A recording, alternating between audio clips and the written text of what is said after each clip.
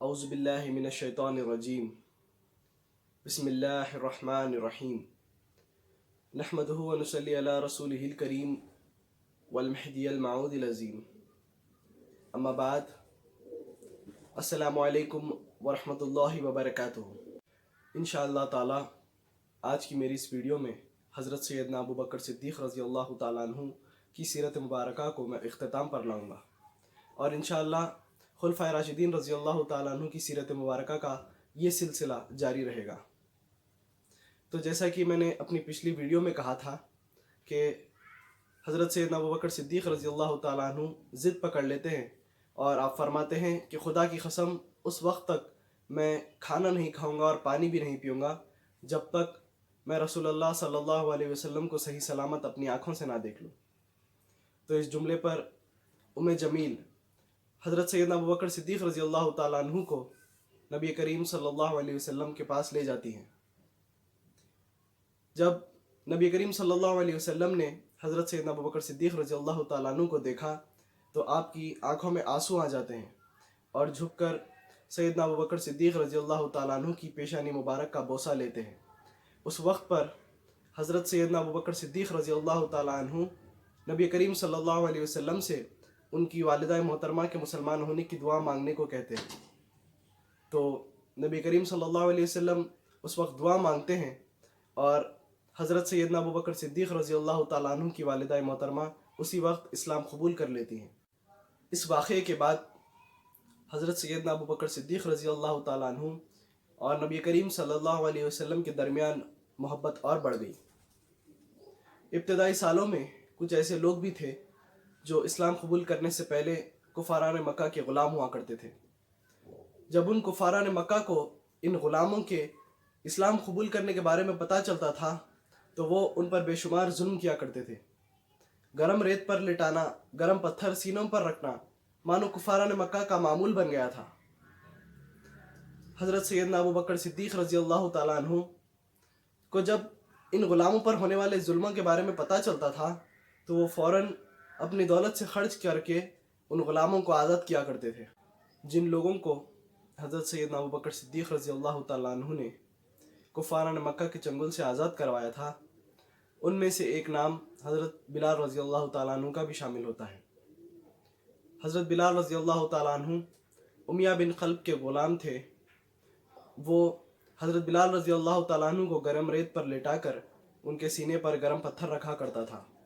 اتنا ہی نہیں بلکہ حضرت سیدنا ابو بکر صدیق رضی اللہ تعالیٰ عنہ نے حضرت بلال رضی اللہ تعالیٰ عنہ کی والدہ محترمہ حمامہ رضی اللہ تعالیٰ عنہ کو بھی دشمنوں کے چنگل سے آزاد کروایا تھا۔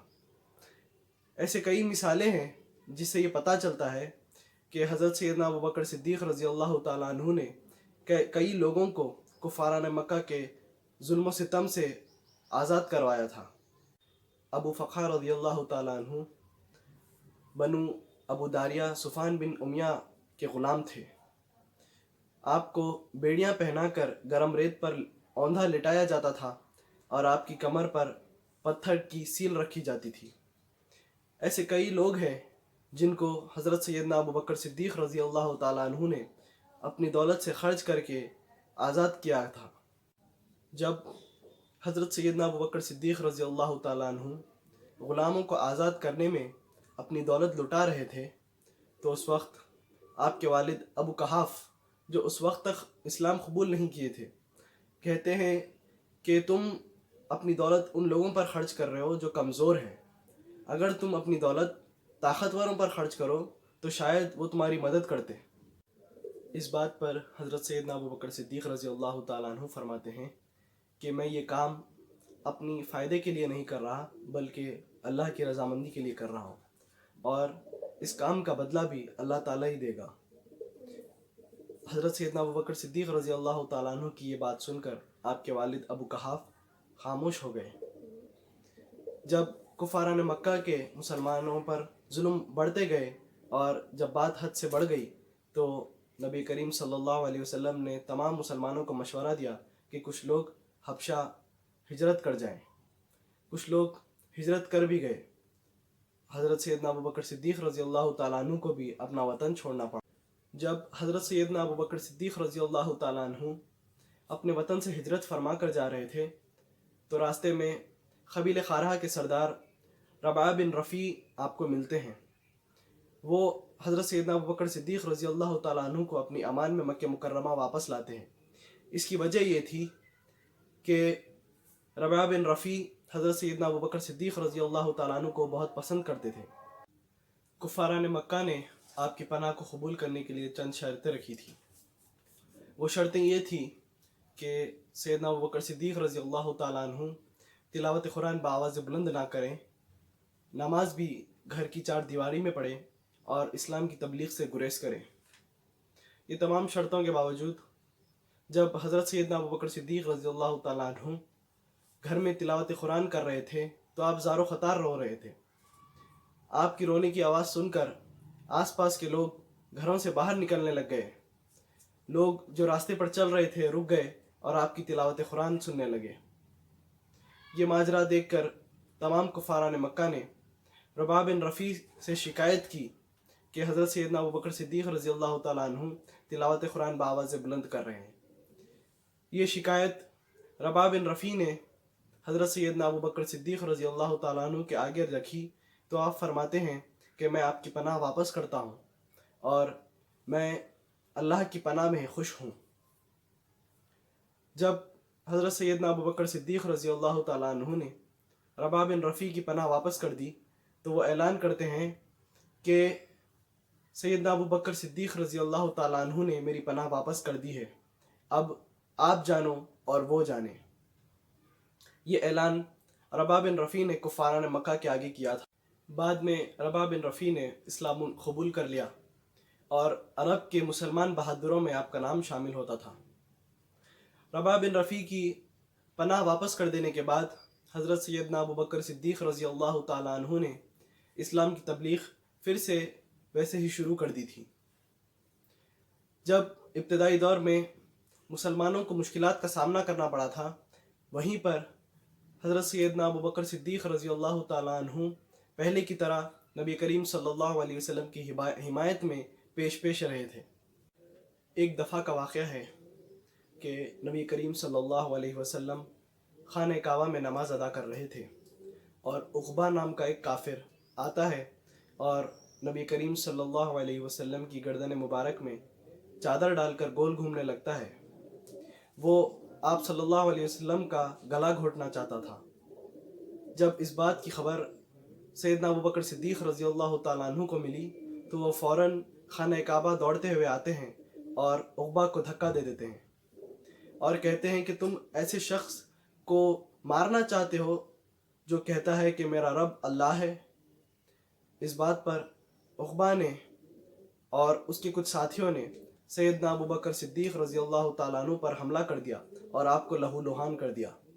ایسے کئی موقع آئے جب سیدنا ابوبکر صدیق رضی اللہ تعالیٰ عنہ نے اپنی جان سے کھیل کر نبی کریم صلی اللہ علیہ وسلم کی حفاظت کی۔ آپ لہو لہان ہوتے رہے، آپ نے صعوبتیں جھیلی، مصیبتیں جھیلی، تکلیفیں اٹھائی، لیکن کبھی بھی نبی کریم صلی اللہ علیہ وسلم کو تکلیف ہونے نہیں دی۔ ایک اور واقعہ کہ جب معراج کا واقعہ پیش آیا تو صبح کے وقت نبی کریم صلی اللہ علیہ وسلم تمام لوگوں کو اس واقعے کے بارے میں بتانے لگے تو سب نے کہا کہ دیکھو ابوبکر، تمہارے نبی کریم صلی اللہ علیہ وسلم کیسی باتیں کرتے ہیں۔ وہ تمام لوگ آپ صلی اللہ علیہ وسلم پر ہنسنے لگے۔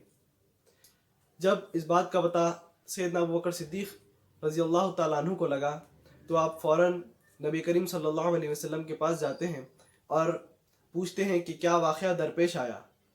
تو نبی کریم صلی اللہ علیہ وسلم معراج کا تمام واقعہ حضرت سیدنا ابوبکر صدیق رضی اللہ تعالیٰ عنہ کو سناتے ہیں تو آپ فرماتے ہیں کہ یا رسول اللہ، آپ نے جو کچھ بھی کہا میں اس پر ایمان لاتا ہوں اور مجھے آپ کی بات پر پورا یقین ہے۔ حضرت سیدنا ابوبکر صدیق رضی اللہ تعالیٰ عنہ ان تمام لوگوں سے جا کر کہتے ہیں کہ میں نبی کریم صلی اللہ علیہ وسلم کی بات پر ایمان لاتا ہوں اور اسے حق سمجھتا ہوں، کیونکہ آج تک نبی کریم صلی اللہ علیہ وسلم نے کوئی ایسی بات نہیں کی جو جھوٹ ہو۔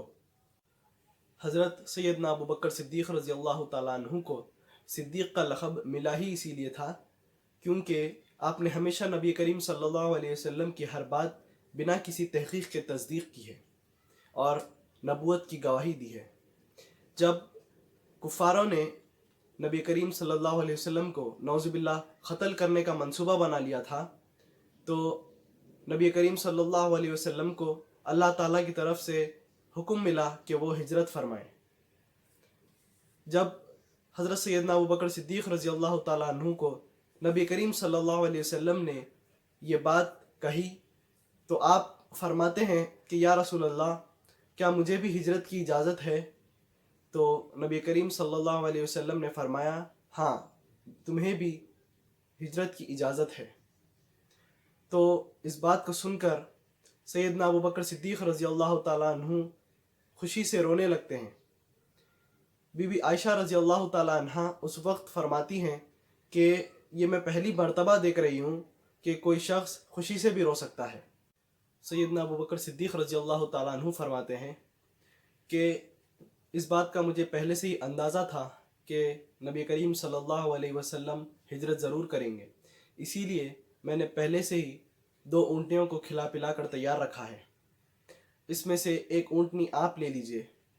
تو نبی کریم صلی اللہ علیہ وسلم فرماتے ہیں کہ کیوں نہیں، لیکن میں اس اونٹ کی قیمت ادا کر کے اس کو لوں گا۔ اس بات پر سیدنا ابوبکر صدیق رضی اللہ تعالیٰ عنہ خاموشی اختیار کر لیتے ہیں۔ پھر رات کے حصے میں نبی کریم صلی اللہ علیہ وسلم ہجرت کے لیے تیار ہوتے ہیں اور حضرت علی کرام اللہ وجہ رضی اللہ تعالیٰ عنہ کو اپنے بستر پر لٹا کر اپنے گھر سے روانہ ہو جاتے ہیں۔ نبی کریم صلی اللہ علیہ وسلم اپنے گھر سے نکلتے ہوئے وقت قرآن کی آیت دہرا رہے تھے۔ کفاران مکہ نبی کریم صلی اللہ علیہ وسلم کے گھر کے باہر ننگی تلواریں لے کر کھڑے ہوئے تھے۔ اس وقت اللہ تعالیٰ نے کفاران مکہ کو نابینا کر دیا، ان کی بینائی چلی گئی تھی، وہ کچھ دیکھ نہیں سکتے تھے۔ اسی طرح نبی کریم صلی اللہ علیہ وسلم حضرت سیدنا ابوبکر صدیق رضی اللہ تعالیٰ عنہ کے گھر تشریف لے جاتے ہیں، جہاں پر آپ پہلے سے ہی سفر کی تیاری مکمل کر کے تیار بیٹھے ہوئے تھے۔ رخصت سے قبل سیدنا ابوبکر صدیق رضی اللہ تعالیٰ عنہ اپنے بیٹے کو ہدایت دیتے ہیں کہ صبح آ کر اطلاع کرنا، ہم فلاں جگہ ٹھہریں گے۔ آپ اپنے غلام کو ہدایت دیتے ہیں کہ روز کی طرح بکریاں چرانا اور ان کا دودھ ہمیں لا کر دینا۔ اسی طرح نبی کریم صلی اللہ علیہ وسلم اور سیدنا ابوبکر صدیق رضی اللہ تعالیٰ عنہ ہجرت پر نکل پڑتے ہیں۔ سیدنا ابوبکر صدیق رضی اللہ تعالیٰ عنہ جو عشق نبی میں سرشار ہیں، کبھی نبی کریم صلی اللہ علیہ وسلم کے آگے چلتے ہیں تو کبھی پیچھے چلتے ہیں، چاروں طرف سے اپنی نگاہ کو تیز رکھتے ہوئے نبی کریم صلی اللہ علیہ وسلم کی حفاظت کرتے ہوئے سیدنا ابوبکر صدیق رضی اللہ تعالیٰ عنہ سفر طے کرتے ہیں۔ جب نبی کریم صلی اللہ علیہ وسلم نے سیدنا ابوبکر صدیق رضی اللہ تعالیٰ عنہ سے اس بارے میں پوچھا تو آپ فرماتے ہیں کہ یا رسول اللہ، جب مجھے احساس ہوتا ہے کہ کوئی سامنے سے حملہ کر دے گا تو میں آپ کے آگے آ جاتا ہوں، جب مجھے احساس ہوتا ہے کہ کوئی پیچھے سے حملہ کرے گا تو میں پیچھے آ جاتا ہوں۔ تو اسی طرح نبی کریم صلی اللہ علیہ وسلم اور حضرت سیدنا ابوبکر صدیق رضی اللہ تعالیٰ عنہ غار سور پہنچتے ہیں، جو مکہ مکرمہ سے جنوب مشرق کی طرف 5 کلومیٹر دوری پر پڑتا ہے۔ راستے میں پتھریلی زمین تھی جس پر چلنے کی وجہ سے نبی کریم صلی اللہ علیہ وسلم اور سیدنا ابوبکر صدیق رضی اللہ تعالیٰ عنہ کے پاؤں زخمی ہو گئے تھے۔ بہت ہی مشقتوں کے بعد نبی کریم صلی اللہ علیہ وسلم اور سیدنا ابوبکر صدیق رضی اللہ تعالیٰ عنہ غار سور پہنچے، جو بہت اونچائی پر تھی۔ کافی مشقتوں کے بعد آپ وہاں پہنچے۔ سیدنا ابوبکر صدیق رضی اللہ تعالیٰ عنہ سب سے پہلے غار میں جاتے ہیں، تمام غار کی صفائی کرتے ہیں اور وہاں کچھ سوراخ ہوتے ہیں۔ وہ سوراخوں کو سیدنا ابوبکر صدیق رضی اللہ تعالیٰ عنہ اپنی چادر کو پھاڑ پھاڑ کر اس سوراخوں کو بند کرتے ہیں۔ آخر میں 2 سوراخ بچ گئے تو سیدنا ابوبکر صدیق رضی اللہ تعالیٰ عنہ ان سوراخوں پر اپنے پاؤں رکھ دیتے ہیں۔ پھر سیدنا ابوبکر صدیق رضی اللہ تعالیٰ عنہ نبی کریم صلی اللہ علیہ وسلم سے عرض کرتے ہیں کہ یا رسول اللہ، غار کے اندر تشریف لائیں۔ نبی کریم صلی اللہ علیہ وسلم اندر تشریف لاتے ہیں اور آغوش ابوبکر صدیق رضی اللہ تعالیٰ عنہ میں سو جاتے ہیں۔ کچھ دیر کے بعد سیدنا ابوبکر صدیق رضی اللہ تعالیٰ عنہ کو محسوس ہوتا ہے کہ کوئی چیज़ ان کے پاؤں میں چبھ گئی اور بہت تکلیف دے رہی ہے۔ آپ اس تکلیف کو برداشت کرتے رہے کیونکہ آپ کو ڈر تھا کہ اگر وہ حرکت کریں گے تو نبی کریم صلی اللہ علیہ وسلم کے آرام میں خلل نہ آ جائے۔ بہت دیر برداشت کرنے کے بعد سیدنا ابوبکر صدیق رضی اللہ تعالیٰ عنہ کے آنکھوں سے آنسو نکل جاتے ہیں۔ وہ آنسو نبی کریم صلی اللہ علیہ وسلم کے چہرے مبارک پر گرتے ہیں تو آپ فرماتے ہیں کہ تمہیں کیا ہوا ہے؟ سیدنا ابوبکر صدیق رضی اللہ تعالیٰ عنہ فرماتے ہیں کہ یا رسول اللہ، میرے ماں باپ آپ پر قربان، میرے پاؤں میں کوئی چیز چبھ گئی ہے اور بہت تکلیف دے رہی ہے۔ تو نبی کریم صلی اللہ علیہ وسلم اسی وقت اپنا لعاب دہن سیدنا ابوبکر صدیق رضی اللہ تعالیٰ عنہ کے پاؤں پر لگاتے ہیں تو فوراً وہ زخم ٹھیک ہو جاتا ہے اور زہر بھی اتر جاتا ہے۔ اس مقام پر دونوں حضرات نے 3 راتیں گزاری۔ آپ دونوں کو تلاش کرتے ہوئے لوگ غار سور تک پہنچ گئے۔ سیدنا ابوبکر صدیق رضی اللہ تعالیٰ عنہ کی نظر جب ان پر پڑی تو آپ فرماتے ہیں کہ یا رسول اللہ، اگر ان میں سے کسی ایک شخص کی بھی نگاہ نیچے ہو گئی تو وہ ہمیں غار میں دیکھ لیں گے۔ نبی کریم صلی اللہ علیہ وسلم فرماتے ہیں کہ ایسے 2 آدمیوں کے بارے میں تمہارا کیا خیال ہے جس کا تیسرا اللہ ہے؟ اللہ تعالیٰ نے ان لوگوں کے آنکھ پر پردے ڈال دیے اور وہ غار کے اندر نہ دیکھ سکے۔ سیدنا ابوبکر صدیق رضی اللہ تعالیٰ عنہ کے خادم برابر دودھ پہنچاتے رہے۔ آپ کی بیٹی آسمہ رات کو کھانا پہنچاتی رہیں اور عبداللہ رضی اللہ تعالیٰ عنہ دن بھر کی خبریں آپ کو سناتے رہے۔ اسی طرح خاندان ابوبکر صدیق رضی اللہ تعالیٰ عنہ آپ دونوں کی خدمت میں لگا رہا۔ تیسری رات غار سور سے روانگی والی رات تھی۔ عامر جو سیدنا ابوبکر صدیق رضی اللہ تعالیٰ عنہ کے خادم ہیں ساتھ چلتے رہے اور عبداللہ ارقیت نامی شخص کو راستے کی رہنمائی اور نشاندہی کے لیے مقرر کر لیا گیا تھا۔ دوسری طرف کفاران مکہ نبی کریم صلی اللہ علیہ وسلم کے گھر پہنچتے ہیں۔ وہاں پر حضرت علی کرام اللہ وجہ ان کو ملتے ہیں۔ اس سے پہلے وہ سیدنا ابوبکر صدیق رضی اللہ تعالیٰ عنہ کے گھر بھی گئے، وہاں بھی کوئی نہیں ملا تو کفاران مکہ نے اعلان عام کر دیا کہ جو کوئی سیدنا ابوبکر صدیق رضی اللہ تعالیٰ عنہ اور محمد صلی اللہ علیہ وسلم کو ڈھونڈ کر لائے گا اسے ایک شخص پر 100 اونٹ کا انعام دیا جائے گا۔ قبیلہ مدالج کا سردار بنو سراخہ یہ اعلان سنتا ہے اور تلوار لے کر گھوڑے پر سوار ہو کر نبی کریم صلی اللہ علیہ وسلم اور سیدنا ابوبکر صدیق رضی اللہ تعالیٰ عنہ کی تلاش میں نکل پڑتا ہے۔ چونکہ سراخہ بلند قامت والا بہادر شخص تھا، اسی لیے بہت کم وقت میں نبی کریم صلی اللہ علیہ وسلم اور سیدنا ابوبکر صدیق رضی اللہ تعالیٰ عنہ کے نزدیک پہنچ گیا۔ جب سیدنا ابوبکر صدیق رضی اللہ تعالیٰ عنہ سراخہ کو تیزی کے ساتھ اپنی طرف آتے ہوئے دیکھتے ہیں تو فرماتے ہیں کہ یا رسول اللہ، ہمارا تعاقب کرنے والا ہمارے بہت نزدیک آ گیا ہے۔ نبی کریم صلی اللہ علیہ وسلم اس بات پر ارشاد فرماتے ہیں کہ لا تحزن ان اللہ، غم نہ کرو، اللہ ہمارے ساتھ ہے۔ اسی کے ساتھ ساتھ سراخہ کا گھوڑا ٹھوکر کھا کر زمین پر گر گیا، پھر اٹھتا ہے، ٹھوکر کھا کر پھر زمین پر گر جاتا ہے۔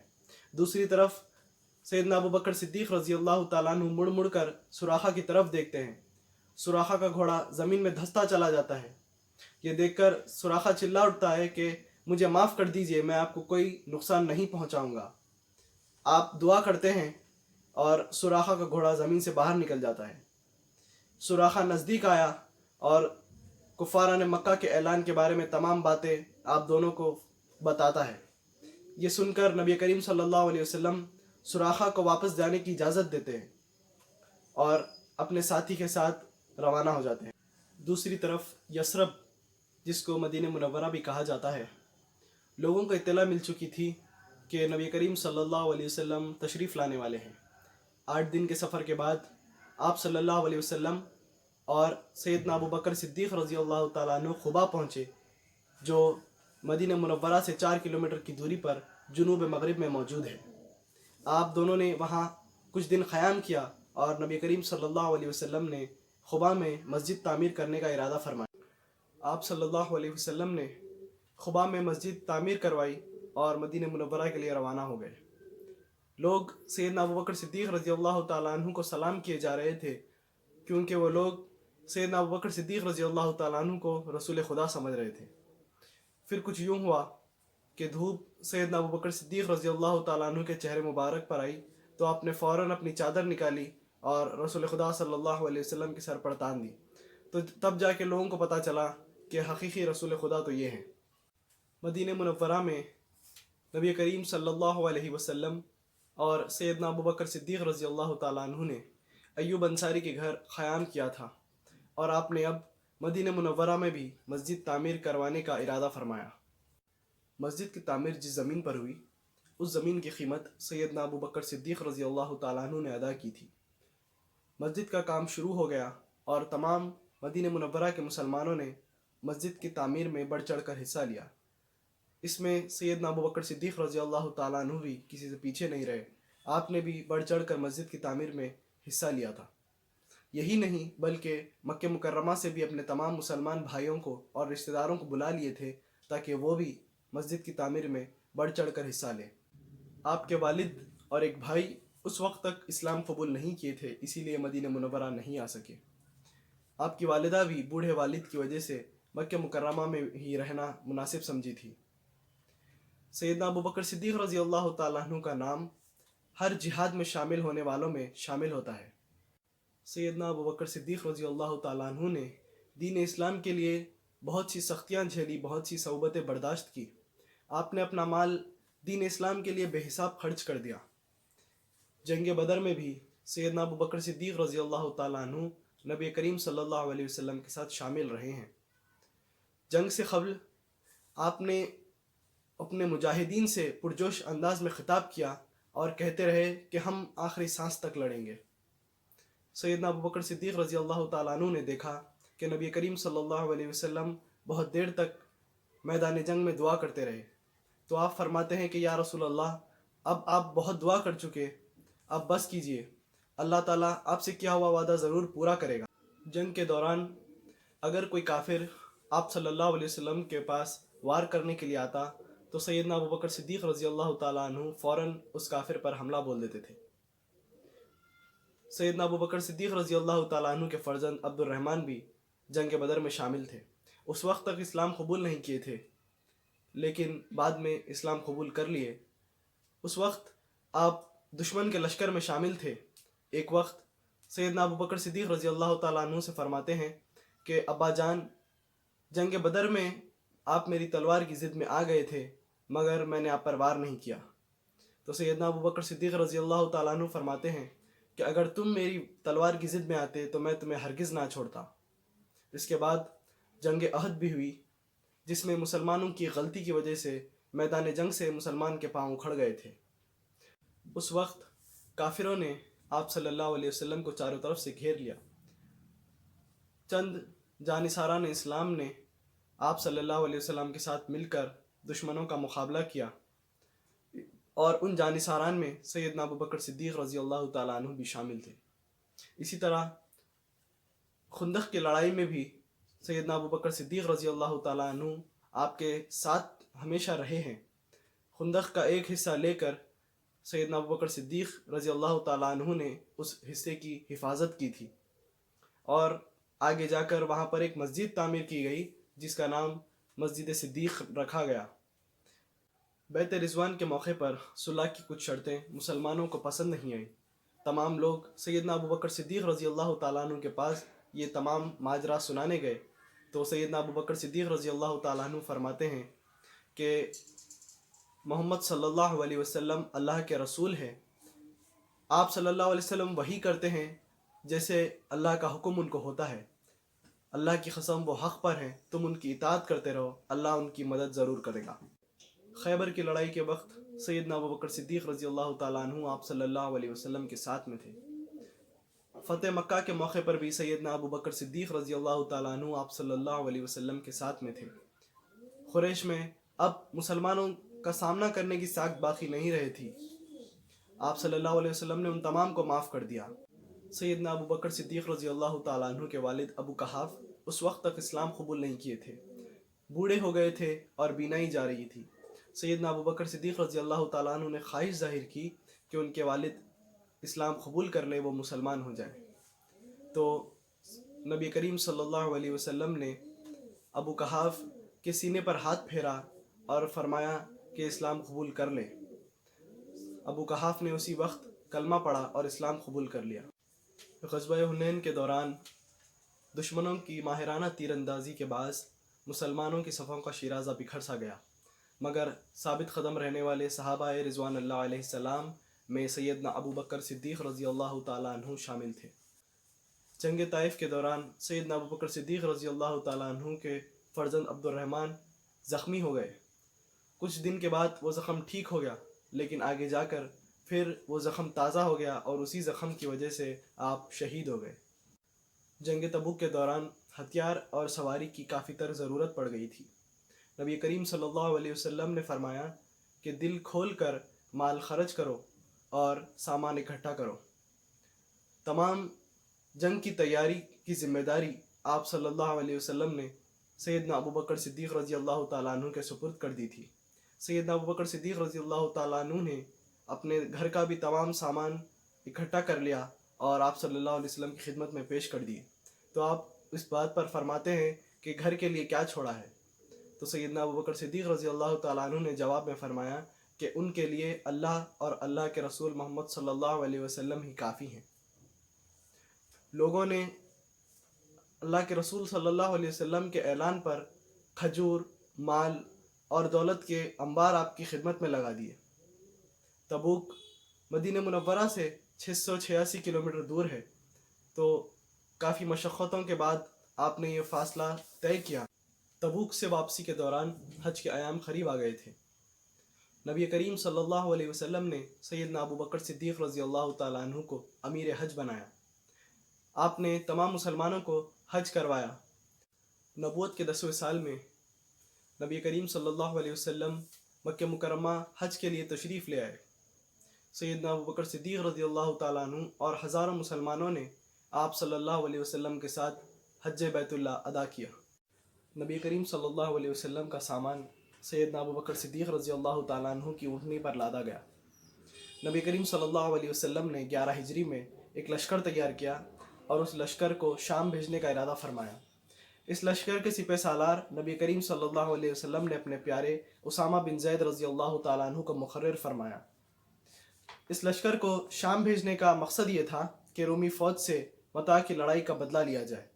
متاع کی لڑائی 8 ہجری میں ہوئی تھی اور اس لڑائی میں نبی کریم صلی اللہ علیہ وسلم کے 12 پیارے صحابی رضوان اللہ علیہ رومی فوج کے ہاتھوں شہید ہو گئے تھے۔ ان 12 صحابی رضوان اللہ علیہ میں اسامہ بن زید رضی اللہ تعالیٰ عنہ کے والد زید بھی شامل تھے۔ اس فوج میں سیدنا ابو بکر صدیق رضی اللہ تعالیٰ عنہ بھی شامل تھے۔ انہوں نے یہ بالکل بھی فکر نہیں کی کہ فوج کا سپہ سالار ایک 18-19 سال کا نوجوان لڑکا ہے۔ دراصل وہ اللہ کے سپاہی تھے۔ ان کو وہی بات پسند آتی تھی جو اللہ اور اللہ کے رسول نبی کریم صلی اللہ علیہ وسلم کو پسند آتی تھی۔ نبی کریم صلی اللہ علیہ وسلم کی ہر بات پر بنا کسی شک و شبے کے آپ عمل کرتے تھے۔ حج سے واپسی پر نبی کریم صلی اللہ علیہ وسلم نے مسلمانوں کو یہ خطبہ دیا کہ اللہ نے اپنے ایک بندے کو یہ اختیار دیا کہ چاہے تو دنیا کی نعمتوں کو قبول کر لے یا پھر چاہے تو اللہ کے پاس جا کر ان کی نعمتوں کو قبول کر جو وہاں پر ملنے والی ہیں۔ تو اس بندے نے اللہ کے پاس جا کر ملنے والی نعمتوں کو قبول کیا۔ اللہ کے رسول نبی کریم صلی اللہ علیہ وسلم کے یہ خطبے کے بعد سیدنا ابو بکر صدیق رضی اللہ تعالیٰ عنہ رونے لگ گئے۔ آپ کو اندازہ ہو گیا تھا کہ نبی کریم صلی اللہ علیہ وسلم یہ تمام باتیں اپنے بارے میں فرما رہے ہیں۔ ہجرت کے 11ویں سال میں نبی کریم صلی اللہ علیہ وسلم کے مرض میں اضافہ ہو گیا۔ آپ نے سیدنا ابو بکر صدیق رضی اللہ تعالیٰ عنہ کو نماز پڑھانے کا حکم دیا۔ سیدنا ابو بکر صدیق رضی اللہ تعالیٰ عنہ نماز پڑھانے لگے۔ اسی طرح ایک صبح نبی کریم صلی اللہ علیہ وسلم دیوار کا سہارا لیتے ہوئے مسجد میں داخل ہو رہے تھے۔ آپ کو افاقہ محسوس ہو رہا تھا۔ سیدنا ابو بکر صدیق رضی اللہ تعالیٰ عنہ نے جب یہ دیکھا تو آپ پیچھے ہٹنے لگے، تو نبی کریم صلی اللہ علیہ وسلم نے اشارے سے منع فرما دیا۔ ہجرت کے 11ویں سال میں 12 ربیع الاول پیر کے روز نبی کریم صلی اللہ علیہ وسلم نے رحلت فرمائی۔ یہ دن سیدنا ابو بکر صدیق رضی اللہ تعالیٰ عنہ کے لیے بہت ہی بڑا صدمے والا دن تھا۔ صحابہ اکرام کی حالت بہت نازک تھی۔ عمر فاروق رضی اللہ تعالیٰ عنہ ننگی تلوار لیے یہ اعلان کرتے ہوئے نظر آئے کہ جو کوئی کہے گا کہ نبی کریم صلی اللہ علیہ وسلم نے وفات پائی اسے میں جان سے مار ڈالوں گا۔ سیدنا ابو بکر صدیق رضی اللہ تعالیٰ عنہ نے عمر فاروق رضی اللہ تعالیٰ عنہ کو روک دیا اور قرآن مجید کی ایک آیت پڑھ کر سنائی تو تمام مسلمانوں کو اس بات کا یقین ہو گیا کہ نبی کریم صلی اللہ علیہ وسلم دنیا سے پردہ فرما گئے ہیں۔ مسلمانوں نے متفقہ طور پر سیدنا ابوبکر صدیق رضی اللہ تعالیٰ عنہ کو خلیفہ مقرر کر دیا۔ آپ خلیفہ بننے کے بعد خطبہ دیتے ہیں۔ آپ فرماتے ہیں کہ لوگوں، اللہ کی قسم میں نے کبھی تمہارا امیر بننے کی کوشش نہیں کی ہے۔ تم نے مجھ پر ایک ایسا بوجھ ڈال دیا جس کو اٹھانے کی طاقت میں میرے اندر محسوس نہیں کرتا ہوں، اور اللہ کی مدد کے بغیر میں اس کو نہیں سنبھال سکتا۔ میں تم سے بہتر نہیں ہوں، اگر سیدھے راستے پر چلوں تو میری مدد کرنا، اور غلطی کر دوں تو مجھے درست کر دینا۔ یاد رکھو، سچائی امانت ہے اور جھوٹ خیانت ہے۔ تم میں سے جو کمزور ہے وہ میرے نزدیک طاقتور ہے، یہاں تک کہ اس کا حق میں اس کو دلوا دوں، اور تم میں سے جو طاقتور ہے وہ میرے نزدیک کمزور ہے، یہاں تک کہ اس سے میں دوسروں کا حق وصول کر لوں۔ جو قوم اللہ کی راہ میں جہاد چھوڑ دیتی ہے وہ ذلیل کر دی جاتی ہے، اور جس قوم میں بے حیائی پھیل جاتی ہے اس پر اللہ کا عذاب نازل ہوتا ہے۔ جب تک میں اللہ اور اللہ کے رسول نبی کریم صلی اللہ علیہ وسلم کی اطاعت کروں تم میرا حکم مانو، اور جب اللہ اور اللہ کے رسول نبی کریم صلی اللہ علیہ وسلم کی نافرمانی کر دوں تو تم پر میرا حکم ماننا فرض نہیں ہوگا۔ اب نماز کے لیے کھڑے ہو جاؤ، اللہ تم پر رحم فرمائے گا۔ سیدنا ابوبکر صدیق رضی اللہ تعالیٰ عنہ کے خلیفہ بننے کے بعد آپ نے جو پہلا حکم دیا وہ یہ تھا کہ اسامہ کے لشکر کو شام جانے کے لیے تیار ہو جانا چاہیے۔ مجاہدین تیار ہونے لگے۔ ساتھ میں یہ خبر آنے لگی کہ عرب کے چند قبیلوں نے زکوٰۃ دینے سے منع کر دیا ہے، انکار کر دیا ہے۔ یہ وہ لوگ تھے جو چند عرصے قبل ہی اسلام قبول کیے تھے۔ بہت سارے لوگوں نے نبی ہونے کا جھوٹا دعویٰ کر کے ہزاروں لوگوں کو بیوقوف بنا لیا تھا۔ ان تمام حالات کا جائزہ لینے کے بعد صحابہ اکرام نے سیدنا ابوبکر صدیق رضی اللہ تعالیٰ عنہ کو مشورہ دیا کہ شام جانے والے لشکر کو روک دیا جائے اور اسے مدینے میں تعینات کر دیں، تاکہ اگر دشمن حملہ کر دیں تو ان کا مقابلہ کیا جا سکے۔ تو سیدنا ابوبکر صدیق رضی اللہ تعالیٰ عنہ فرماتے ہیں کہ اگر مدینہ پوری طریقے سے خالی ہو جائے اور جنگلی بھیڑیے جانور مجھے نوچ کھانے لگے تب بھی میں اس لشکر کو نہیں روکوں گا جس کو نبی کریم صلی اللہ علیہ وسلم نے شام جانے کا حکم دیا تھا۔ ایک اور صحابی نے مشورہ دیا کہ فوج کا سپہ سالار کوئی نوجوان نہیں بلکہ کوئی عمر رسیدہ یا پھر کوئی تجربے کار شخصیت ہونی چاہیے۔ اس بات پر سیدنا ابوبکر صدیق رضی اللہ تعالیٰ عنہ بھڑک کر بولے کہ تم یہ کیسا مشورہ دے رہے ہو؟ جس شخص کو رسول اللہ صلی اللہ علیہ وسلم نے لشکر کا امیر بنایا ہے میں اس کو بدل کر کسی اور کو لشکر کا امیر بنا دوں؟ یہ ہرگز نہیں ہوگا۔ جس کے بعد سیدنا ابوبکر صدیق رضی اللہ تعالیٰ عنہ مدینے کے باہر مقام درف پر پہنچے اور دور تک لشکر کو چھوڑنے گئے۔ اسامہ بن زید رضی اللہ تعالیٰ عنہ گھوڑے پر سوار تھے اور سیدنا ابوبکر صدیق رضی اللہ تعالیٰ عنہ پیدل چل رہے تھے۔ اسامہ نے فرمایا کہ اے اللہ کے رسول کے خلیفے، یا تو آپ گھوڑے پر سوار ہو جائیں یا تو پھر مجھے پیدل چلنے کی اجازت دے دیں۔ جس پر سیدنا ابوبکر صدیق رضی اللہ تعالیٰ عنہ فرماتے ہیں کہ نہ میں گھوڑے پر سوار ہوں گا اور نہ ہی تمہیں پیدل چلنے کی اجازت دوں گا۔ آپ نے لشکر کو دعائیں دی اور انہیں روانہ کیا۔ تقریباً 70 دنوں کے بعد اسامہ بن زید کا لشکر عیسائیوں کو سزا دے کر واپس لوٹا۔ نبی کریم صلی اللہ علیہ وسلم کی رحلت کے بعد کئی قبیلوں نے زکوٰۃ دینے سے منع کر دیا اور کچھ نے تو جھوٹی نبوت کا اعلان کر دیا۔ سیدنا ابوبکر صدیق رضی اللہ تعالیٰ عنہ نے زکوٰۃ نہ دینے والوں سے جنگ کی اور انہیں شکست دی۔ اس کے بعد خالد بن ولید رضی اللہ تعالیٰ عنہ اور دیگر صحابہ رضوان اللہ علیہ نے جھوٹی نبوت کا اعلان کرنے والوں سے جنگ کی۔ مسلمہ کاذاب سب سے بڑا جھوٹا نبی تھا۔ خالد بن ولید رضی اللہ تعالیٰ عنہ نے کاذاب کو جنگ میں شکست فاش کیا۔ اس کو یمامہ کی لڑائی بھی کہا جاتا ہے۔ کاذاب اس جنگ میں مارا گیا۔ تقریباً 1000 مسلمان اس جنگ میں شہید ہو گئے۔ اس طرح سے مرتدوں کی کمر ہمیشہ کے لیے ٹوٹ گئی اور ہر طرف امن قائم ہو گیا، اور یہ تمام چیزیں سیدنا ابوبکر صدیق رضی اللہ تعالیٰ عنہ کی غیر معمولی ایمانی طاقت، ہمت اور شجاعت کی وجہ سے ہوا ہے۔ سیدنا ابوبکر صدیق رضی اللہ تعالیٰ عنہ کا دوسرا بڑا کارنامہ یہ تھا کہ آپ نے قرآن مجید کو ایک جگہ جمع فرمایا۔ اس وقت قرآن مجید مختلف جگہوں پر لکھا ہوا تھا اور یمامہ کی لڑائی میں سینکڑوں حافظ صحابی شہید ہو چکے تھے، تو اس بات کی ضرورت محسوس ہوئی کہ قرآن مجید ایک جگہ جمع کیا جائے۔ اس کے بعد سیدنا ابوبکر صدیق رضی اللہ تعالیٰ عنہ روم اور ایران کی طرف متوجہ ہوتے ہیں۔ روم جو عیسائیوں کے قبضے میں تھا اور ایران جو مجوسیوں جو آگ کی پوجا کرتے ہیں ان کے قبضے میں تھا۔ یہ دو سلطنتیں تھیں جو اس وقت بڑی سلطنتوں میں شمار کی جاتی تھیں۔ دونوں ہی سلطنتیں اسلام کی کٹر دشمن تھیں۔ نبی کریم صلی اللہ علیہ وسلم نے اپنی حیات مبارکہ میں اسلام کی دعوت پر مشتمل خطوط مکہ مکرمہ کے آس پاس کی سلطنتوں میں بھجوائے تھے، جس میں سے ایک خط ایران کے بادشاہ خسرو کے پاس بھی گیا تھا، جس نے وہ خط پھاڑ دیا تھا۔ یہ بات سن کر نبی کریم صلی اللہ علیہ وسلم نے کہا تھا کہ اللہ اس کی ملک کے ٹکڑے ٹکڑے کرے، جس کے بعد خسرو پرویز کے بیٹے نے اس کا قتل کر دیا اور ایرانی آپس میں دستے گریباں ہو گئے۔ اسی وقت سیدنا ابوبکر صدیق رضی اللہ تعالیٰ عنہ خلیفہ بن گئے اور خالد بن ولید رضی اللہ تعالیٰ عنہ کو فوج کا سپہ سالار بنا کر ایرانیوں کے پاس بھیج دیا۔ خالد بن ولید رضی اللہ تعالیٰ عنہ نے ایرانیوں کے خلاف 15 سے زیادہ جنگیں لڑیں اور تمام میں اللہ نے انہیں فتح نصیب۔ سیدنا ابوبکر صدیق رضی اللہ تعالیٰ عنہ نے اب 4 لشکر روم کی طرف بھیجے۔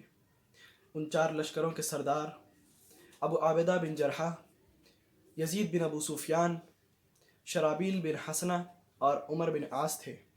27,000 سے زیادہ مجاہدین ان 4 لشکروں میں موجود ہیں۔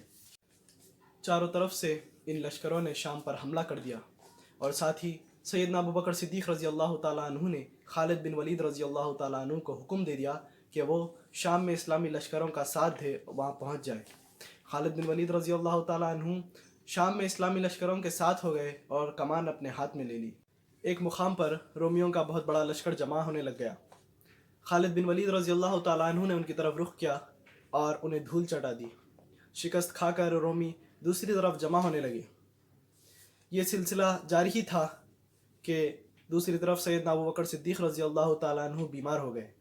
پہلے تیز بخار، اس کے بعد سخت کمزوری کی وجہ سے آپ مسجد میں نہ آ سکے۔ آپ نے عمر فاروق رضی اللہ تعالیٰ عنہ کو نماز پڑھانے کا حکم دیا۔ جب حالت مزید خراب ہوئی تو سیدنا ابوبکر صدیق رضی اللہ تعالیٰ عنہ فرماتے ہیں کہ میرے بعد اگلے خلیفہ حضرت عمر فاروق رضی اللہ تعالیٰ عنہ ہوں گے۔ یہ سن کر چند صحابہ نے فرمایا کہ عمر فاروق رضی اللہ تعالیٰ عنہ کا مزاج بہت سخت ہے، تو آپ نے فرمایا کہ خلافت کا بوجھ کاندھوں پر آنے سے سختی چلی جائے گی۔ سیدنا ابوبکر صدیق رضی اللہ تعالیٰ عنہ فرماتے ہیں کہ حضرت عمر فاروق سب سے بہترین آدمی ہیں امت میں۔ آپ نے فرمایا کہ جب سے میں خلیفہ بنا ہوں تب سے بیت المال سے مجھے کتنا وظیفہ ملا ہے؟ تو جواب ملا کہ حساب کتاب کرنے کے بعد کچھ 8,000 درہم بنتے ہیں۔ سیدنا ابوبکر صدیق رضی اللہ تعالیٰ عنہ فرماتے ہیں کہ فلاں جائیداد کو، زمین کو فروخت کرو اور جتنا بھی منافع ملتا ہے اسے بیت المال میں جمع کر دو۔ سیدنا ابوبکر صدیق رضی اللہ تعالیٰ عنہ فرماتے ہیں کہ جب سے میں خلیفہ ہوا ہوں تب سے میری جائیداد میں کتنا اضافہ ہوا ہے؟ تو جواب ملا کہ ایک حبشی غلام ہے جو بچوں کو تعلیم و تربیت دیتا ہے، ہتھیاروں کو صاف کرتا ہے اور اونٹنی سے پانی لاتا ہے، اور ایک پرانی چادر ہے۔ تو سیدنا ابوبکر صدیق رضی اللہ تعالیٰ عنہ فرماتے ہیں کہ میرے بعد یہ تمام چیزیں اگلے خلیفے یعنی عمر فاروق رضی اللہ تعالیٰ عنہ کو پہنچا دی جائے۔ ایک اور وصیت کی کہ میری قبر نبی کریم صلی اللہ علیہ وسلم کی مزار مبارک کے پاس بنائی جائے۔ کفن کے متعلق وصیت کرتے ہیں کہ جو کپڑے میرے جسم پر ہوں گے اسی کو کفن بنا دینا، جس پر عائشہ رضی اللہ تعالیٰ عنہ فرماتی ہیں کہ ہم آپ کے لیے نیا کفن کیوں نہ لیں؟ تو آپ فرماتے ہیں کہ مردوں سے زیادہ کپڑوں کی ضرورت زندوں کو ہوتی ہے۔ ایک اور بات فرماتے ہیں کہ نبی کریم صلی اللہ علیہ وسلم کی وفات پیر کے روز ہوئی تھی اور آج پیر ہی ہے۔ مجھے پوری امید ہے کہ میری موت آج ہی ہوگی۔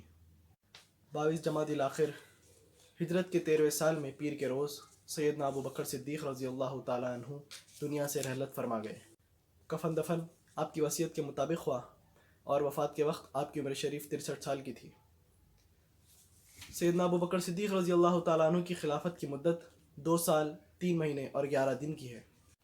خلیفہ بنائے جانے سے پہلے آپ کپڑے کی تجارت کرتے تھے اور خلیفہ بنانے کے بعد آپ ایک روز کپڑے کا تھیلا لیے ہوئے بازار جا رہے تھے تو عمر فاروق رضی اللہ تعالیٰ عنہ فرماتے ہیں کہ اگر آپ تجارت کریں گے تو مسلمانوں کے کام کون کرے گا؟ اس طرح مسلمانوں کے مشورے سے آپ کا وظیفہ مقرر ہوا۔ کمال کی بات تو یہ ہے کہ وظیفہ آپ کا اتنا تھا جتنا کہ ایک عام آدمی کا خرچ ہوتا ہے، اور اسے بھی آپ نے وصیت کر کے بیت المال میں جمع کروا دیا تھا۔ جب یہ وظیفہ عمر فاروق رضی اللہ تعالیٰ عنہ کے سامنے لایا گیا تو آپ رو پڑے۔ سیدنا ابوبکر صدیق رضی اللہ تعالیٰ عنہ کی شکل نورانی، قد درمیانی اور جسم دبلا پتلا تھا، گورے رنگ کے تھے، بالکل سادہ لباس زیب تن کرنے کا شوق رکھتے تھے، عبادت کا بہت شوق تھا، دن کو روزہ رکھتے اور رات کو قیام کے عادی تھے۔ جب سیدنا ابوبکر صدیق رضی اللہ تعالیٰ عنہ تلاوت قرآن کرتے تھے تو آپ کا چہرہ سرخ اور داڑھی تر ہو جاتی تھی۔ سیدنا ابوبکر صدیق رضی اللہ تعالیٰ عنہ قرآن اور احادیث کے بڑے عالم تھے، آپ سے 42 احادیث مروی ہیں۔ سیدنا ابوبکر صدیق رضی اللہ تعالیٰ عنہ کی 5 بیویاں تھیں جن سے آپ کی شادی مختلف اوقات میں ہوئی تھی، 3 بیٹے اور 3 بیٹیاں تھیں۔ محمد، عبداللہ اور عبدالرحمن بیٹوں کے نام تھے، اور آسمہ، عائشہ اور ام کلثوم بیٹیوں کے نام تھے۔ گھر والوں سے بے پناہ محبت کرتے تھے، لیکن ان سے بھی زیادہ محبت نبی کریم صلی اللہ علیہ وسلم سے کرتے تھے۔ جب کسی محفل میں صحابہ اکرام نبی کریم صلی اللہ علیہ وسلم کے ارد گرد بیٹھتے تو تھوڑی سی جگہ سیدنا ابوبکر صدیق رضی اللہ تعالیٰ عنہ کے لیے چھوڑ کر بیٹھتے تھے۔ جب سیدنا ابوبکر صدیق رضی اللہ تعالیٰ عنہ محفل میں تشریف فرما ہوتے تو نبی کریم صلی اللہ علیہ وسلم آپ کی طرف رخ کر لیتے اور آپ سے مخاطب ہوتے تھے۔ سیدنا ابوبکر صدیق رضی اللہ تعالیٰ عنہ کے متعلق نبی کریم صلی اللہ علیہ وسلم کئی بار جنت کی بشارتیں دیتے ہیں۔ ایک بار آپ نے فرمایا کہ سیدنا ابوبکر صدیق رضی اللہ تعالیٰ عنہ میرے ساتھ حوض کوثر ہوں گے۔ ایک مرتبہ نبی کریم صلی اللہ علیہ وسلم نے 10 صحابہ کا نام لیا اور فرمایا کہ یہ لوگ جنتی ہیں، اور ان میں سب سے پہلا نام سیدنا ابوبکر صدیق رضی اللہ تعالیٰ عنہ کا ہے۔ غریبوں اور محتاجوں کی مدد کرنے والے کا نام سیدنا ابوبکر صدیق رضی اللہ تعالیٰ عنہ ہے۔ کبھی بھی غریبوں کی مدد کرنے سے آپ پیچھے نہیں ہٹتے، کبھی کسی کو برا کہہ دیتے تو فوراً معافی مانگ لیتے، سلام کرنے میں آپ پہل کرتے تھے، ہمیشہ فرماتے کہ کاش میں ایک تنکا ہوتا۔ ایک مرتبہ کا واقعہ ہے کہ آپ کے ایک غلام نے کچھ کھانے کو لایا تو آپ نے اس میں سے کچھ کھا لیا۔ اس کے بعد وہ غلام پوچھتا ہے کہ آپ نے جو کھایا وہ کیا ہے، جس پر سیدنا ابوبکر صدیق رضی اللہ تعالیٰ عنہ فرماتے ہیں کہ یہ تم کہاں سے لائے ہو؟ وہ غلام کہتا ہے کہ زمانہ جہالت میں ایک شخص نے مجھ سے کچھ منتر پڑھوائے، یہ اسی کی اجرت ہے۔ آپ فوراً اپنے منہ میں ہاتھ ڈالتے ہیں اور پیٹ میں جو کچھ ہے وہ خے کے ذریعے باہر نکال دیتے ہیں۔ سیدنا ابوبکر صدیق رضی اللہ تعالیٰ عنہ کا ارشاد مبارک ہے کہ مصیبت کی جڑ انسان کی گفتگو ہے، عقل مند کی پہچان ہے کہ وہ زیادہ بات نہیں کرتا، سچائی امانت ہے اور جھوٹ بددیانتی ہے۔ کسی مسلمان کو حقیر نہ جانو، جس قوم میں بری عادتیں عام ہو جاتی ہے اللہ تعالیٰ اس کو مصیبت میں ڈال دیتا ہے۔ ہر اچھے کام کے ثواب کا ایک اندازہ کیا جا سکتا ہے، لیکن صبر کے ثواب کا کوئی اندازہ نہیں کیا جا سکتا۔ گناہ سے توبہ کرنا ضروری ہے، مگر گناہ سے بچنا اس سے بھی زیادہ ضروری ہے۔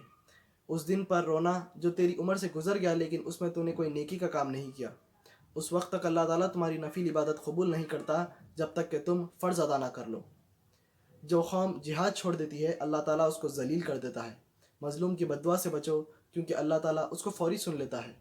علم کے بغیر عمل کے بیکار ہے، برے لوگوں کے پاس بیٹھنے سے اچھا ہے کہ تم اکیلے بیٹھو۔ دوائیں کھا کھا کر کوئی صحت مند نہیں بن سکتا، جس پر نصیحت عمل نہ کرے اس کا دل ایمان سے خالی ہے۔